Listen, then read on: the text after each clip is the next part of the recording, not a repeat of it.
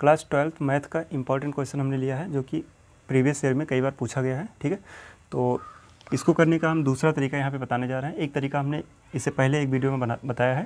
ठीक है, तो अब यहाँ पे दूसरे तरीके से इसको कैसे करेंगे ये देखते हैं। तो यहाँ पे फलन है f(x) mod x। ठीक है, अब कोई फलन जो है किसी बिंदु पर संतत होता है ना, तो कैसे कहते हैं कि यहाँ पे x बराबर मान लिया a पर यदि LHL RHL और फलन का मान, इस बिंदु पर a पर फलन का मान, ये तीनों अगर बराबर होते हैं तो कहते हैं तो x बराबर a पर फलन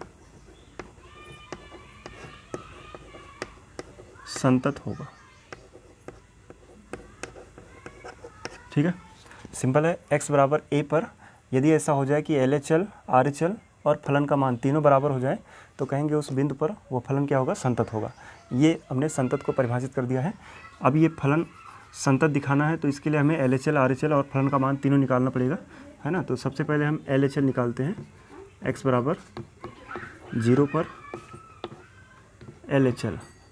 अब LHL कैसे निकालेंगे तो इसके लिए होता है लिमिट, यहाँ पे x tends to 0 minus f(x). ठीक है, और अब यहाँ से देखा जाए तो x की जगह पे रखना क्या है, x क्योंकि लेफ्ट हैंड लिमिट तो जो 0 बिंदु है उससे थोड़ा छोटा मान लेते हैं ना, तो यहाँ पे लिख देंगे 0 माइनस h, जहाँ पे h क्या है बहुत छोटा मान है, इसको लगभग 0 मान सकते हैं। और इस हिसाब से f(x) अगर देखा जाए तो f(x) है mod x, फलन mod x है, और x की जगह पे अगर हम रख देते हैं 0 माइनस h तो यहाँ भी आ जाएगा 0 माइनस h। ठीक, तो अब यहाँ पे आते हैं और इसको लिखेंगे लिमिट। अब ये x हट जाएगा, इसकी जगह h आएगा, h टेंस टू 0। ऐसा क्यों हो रहा है, क्योंकि अब हम यहाँ पे जो x है ना उसको 0 माइनस h लिखने जा रहे हैं। ठीक है, तो लिमिट भी h के टर्म में रहेगा। और अब लिमिट ऐसे, और यहाँ देखो f0 minus h, f0 minus h का मान आया है मॉड के अंदर 0 माइनस h। ठीक है, लिमिट भी वैसे रखते हैं। और यहाँ अंदर देखो तो 0 से h माइनस कराओ, माइनस h आएगा। ठीक है, और मॉड क्या करता है, मॉड माइनस को हटा देगा, तो ये सिंपल बन जाएगा limit h tends to 0 h, और h का मान लिमिट अगर रख दिया जाए 0 तो ये आ जाएगा 0। तो यहाँ पे हमने LHL का मान निकाल लिया है जो कि 0 के बराबर आ रहा है। ठीक है, अब RHL निकालते हैं। x बराबर 0 पर RHL, इसके लिए लिखते हैं limit x tends to 0 plus f(x), 0 से थोड़ा बड़ा मान। ठीक है, तो वो 0 से थोड़ा बड़ा मान कौन सा लेंगे वो हम यहाँ लिख देते हैं। ठीक है, क्या लेंगे, x बराबर 0 प्लस h, 0 से थोड़ा बड़ा मान। LHL के लिए 0 से थोड़ा छोटा मान, RHL के लिए 0 से थोड़ा बड़ा मान।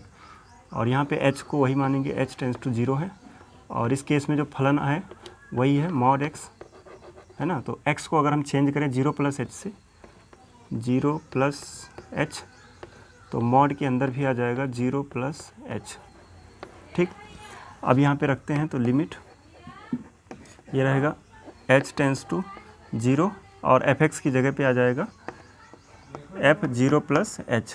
ठीक, f0 प्लस h इसका मान हमने निकाला यहाँ पे, तो इसको वैसे रखते हैं लिमिट h टेंस टू 0, और यहाँ आ जाएगा मॉड के अंदर 0 प्लस h।